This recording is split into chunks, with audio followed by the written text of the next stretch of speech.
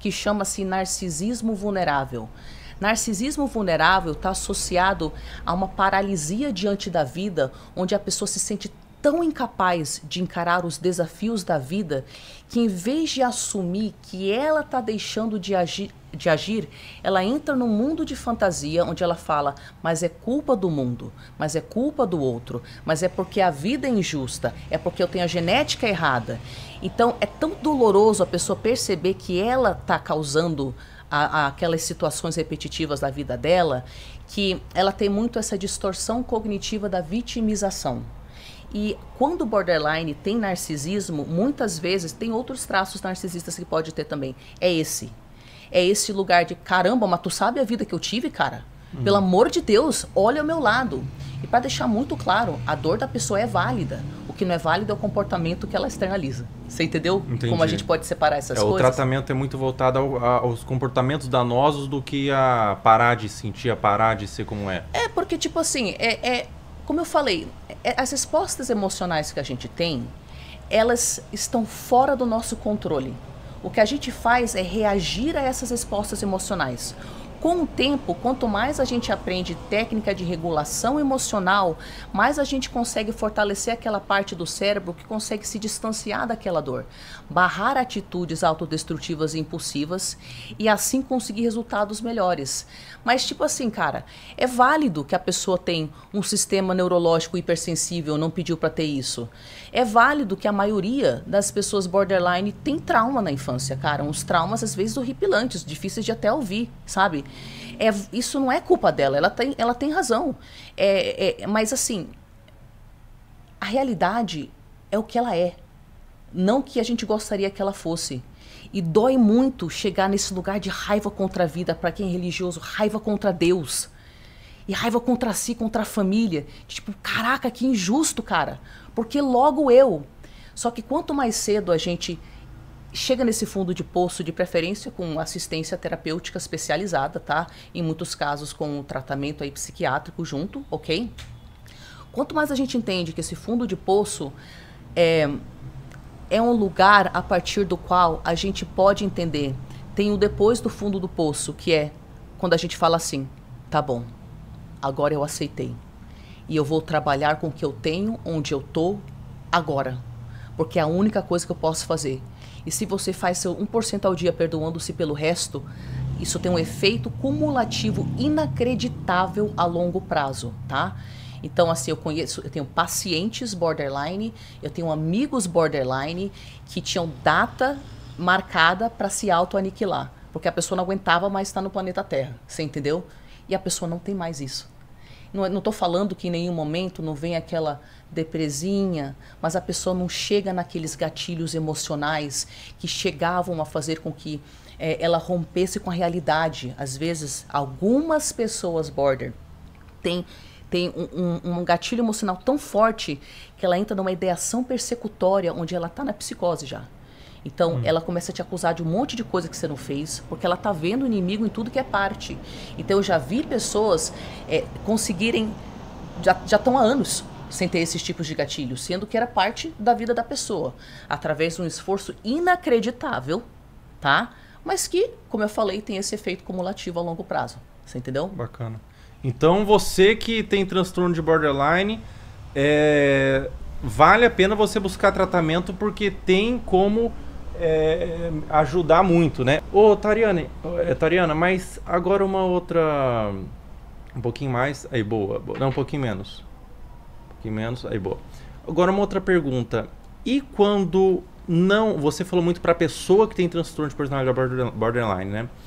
E quando não é a pessoa que tem um transtorno, mas é a pessoa que está lidando com alguém que tem transtorno? Por exemplo, se eu me relaciono com uma namorada que tem transtorno de borderline, que conselho você daria para essa pessoa? Porque às vezes é muito difícil também se relacionar com essas pessoas, né? É muito difícil. São muitas... Às vezes o relacionamento é carregado de muitas brigas.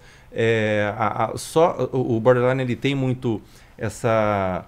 Ele é muito propenso a cometer suicídio também, né? A autodestruição e tudo mais. E, claro, que a gente ama a pessoa, a gente fica muito... É uma guerra, às vezes, que você está vivendo, de ver a pessoa que você ama atentando contra a sua própria vida. É terrível, né? Ou por uma mãe que tem um filho borderline, ou mesmo por um filho que tem uma mãe borderline, ou um pai borderline, um namorado, namorada. Quais conselhos você daria para a pessoa que está lidando com alguém que tem transtorno de personalidade borderline? Tá, eu vou falar uma coisa que cada pessoa vai interpretar do seu jeito, tá? Então, assim, tanto para a pessoa que tem a condição, quanto para quem está lidando com ela, a pessoa tem que se fortalecer o máximo possível. Então, se você convive com uma pessoa borderline, você provavelmente vai se beneficiar de uma terapia também, tá? E o que eu quero falar com isso? Nós temos diferentes casos de pessoas borderline. Nós temos como amigo meu, alguns pacientes meus que queriam ardentemente passar por esse processo de transformação. Com essas pessoas, se a gente tem energia mental e saúde para isso, porque eu posso desejar que você passe pelo seu processo de transformação, mas eu já estou em depressão e não aguento mais. Eu já estou usando droga para aguentar, essa relação está me fazendo muito mal. E eu tenho obrigação biológica de sobreviver.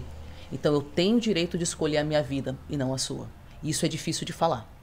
Então a primeira coisa que eu convido as pessoas a refletirem é, independente do diagnóstico com o qual você esteja lidando, você tem saúde mental para aguentar isso ou você vai por água abaixo daqui a pouco, se você não se cuidar.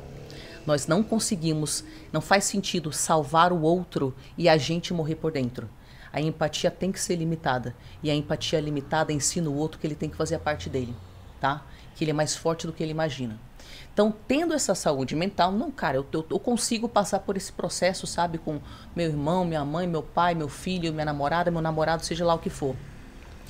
Aprenda sobre a condição, estude a condição, faça a sua terapia, esteja muito claro com relação às suas necessidades e seus limites e não aceite menos. As pessoas confundem o que é empatia.